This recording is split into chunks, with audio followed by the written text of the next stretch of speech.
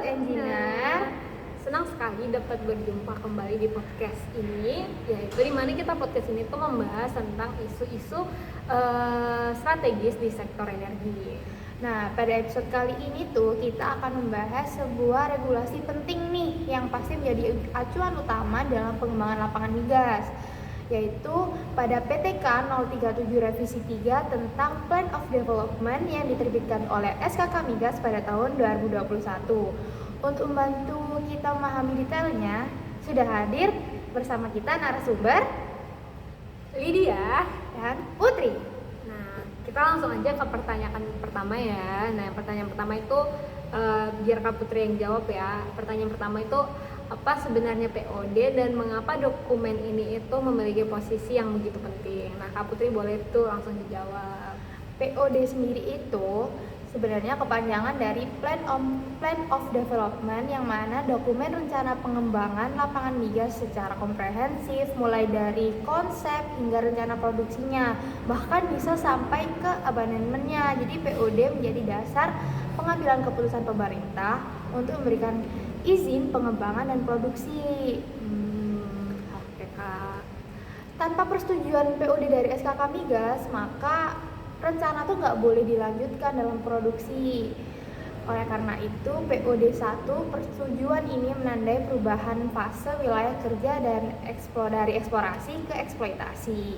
Untuk pertanyaan selanjutnya, yaitu apa alasan utama SKK Migas melakukan revisi terhadap PTK ini?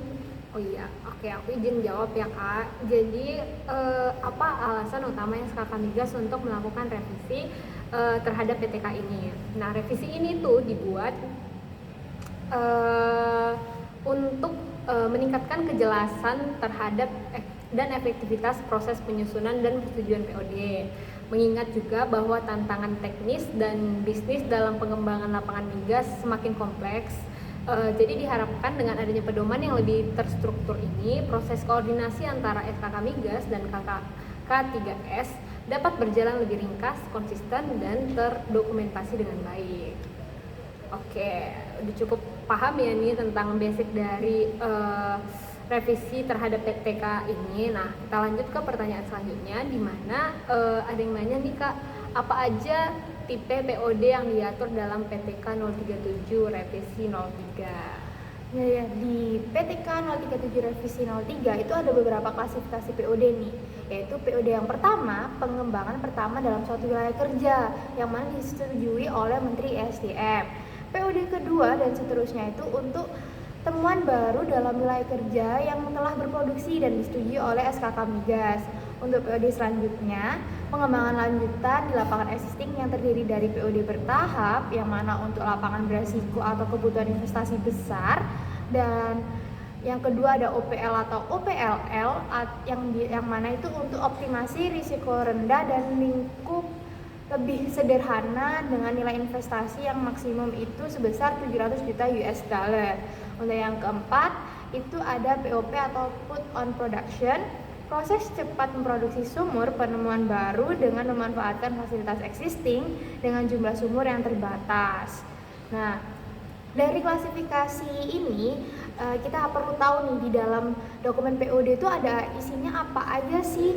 Mungkin bisa dijawab oleh Kakak Lydia. Oke, kita lanjut ke pertanyaan selanjutnya. Isi dari si Plan of Development ini. Jadi walaupun formatnya itu sangat tebal, tapi bisa kita persingkat aja ya. Mencakup itu yang pertama, itu ada executive summary, kemudian ada kajian geologi yang berisi dari geologi dari lapangannya, kemudian ada studi reservoir, ada proyeksi produksi dan cadangan, ada rancangan pengeboran dan completion, kemudian ada desain fasilitas produksi, kemudian ada skenario pengembangan, HSE dan CSA, rencana ASR, jadwal dan organisasi proyeknya, kemudian ada tingkat kandungan dalam negeri, TKDN-nya, kemudian ada analisis keekonomian dan komersial sampai kesimpulan dan kelampirannya. Wah, banyak banget ya Kak, ternyata isi bab-bab dari POD nih. Berarti kita nih kalau mau ngisi POD ya, kita kan calon-calon engineer nih nantinya harus paham nih apa aja sih isi dari POD, siapa tahu kita nanti kan jadi salah satu orang yang mengisi laporan dari POD tersebut. Karena kita juga harus menata dari awal eksplorasi sampai ke abandonmentnya teman-teman. Kita nggak boleh asal gali aja, semua harus mengikuti prosedur yang tertera. Bagaimana proses umum pengajuan dari persetujuan POD ini? Apakah ada yang khusus atau ada tahap-tahapannya, gimana tuh Kak Putri? Untuk melakukan proses pengajuan dari persetujuan POD ini, proses itu dimulai dari studi teknis dan ekonomi, yang mana itu berasal dari GGR dan Pre-Fit. Kemudian dilakukan pembahasan bersama dengan SKK Migas. Kenapa nih? Untuk menyelesaikan aspek teknis dan keekonomiannya. Setelah nanti final nih dari SKK Migas, KKKS atau K3S menyampaikan buku POD yang sudah ditandatangani pejabat tertinggi. Persetujuan terakhir diberikan sesuai dengan kategori POD, baik oleh Menteri, Kepala SKK Migas, atau Deputi Perencanaan. Jadi prosesnya itu cukup panjang lah ya, jadi kita harus tetap memahami tersebut. Untuk pertanyaan selanjutnya, mungkin ada yang bertanya nih, seperti apa mekanisme monitoring setelah POD tersebut disahkan nih Kak? Nah, monitoring setelah POD disahkan oleh SKK Migas selanjutnya akan diterbitkan, dan POD itu harus dimonitor secara berkala minimal sekali per tahun pada kuartal pertama untuk memastikan nih Kak Putri kesesuaian realisasi dengan rencana. Jadi jika terjadi perubahan besar termasuk investasi yang bergeser lebih dari 30% dapat diwajibkan POD update. Waduh, kalau nanti terjadi kemungkinan nih ada pertanyaan kan, pastinya kalian menimbulkan pertanyaan nih, kalau nggak sesuai bagaimana, konsekuensinya itu bagaimana? Jadi jika K3S tidak menyampaikan laporan monitoring atau tidak melaksanakan kegiatan utama dalam waktu 2 tahun, maka SKK Migas itu berhak banget nih untuk menjatuhkan sanksi administratif, mulai dari surat peringatan yang pertama hingga surat peringatan yang ketiga. Jadi kalau sampai surat peringatan ketiga itu turun, maka akan adanya pencabutan persetujuan POD dan bahkan rekomendasi pengambilan lapangan itu dikembalikan lagi ke negara. Seperti itu nih dari POD-nya.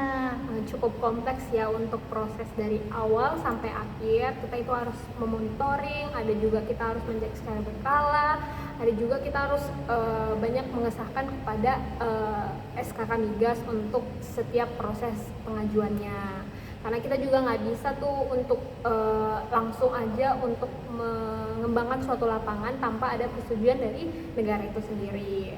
Jadi untuk itu ini adalah akhir dari podcast kita, pertanyaan kita. Ini podcast kita itu terbuat dari inti dari PTK 037 Revisi 03, yaitu kepastian proses dan keseragaman standar teknis sehingga pengembangan lapangan migas berjalan lebih transparan, efisien, dan memberikan manfaat maksimal bagi negara sekaligus tetap memberikan keekonomian yang wajar bagi K3S.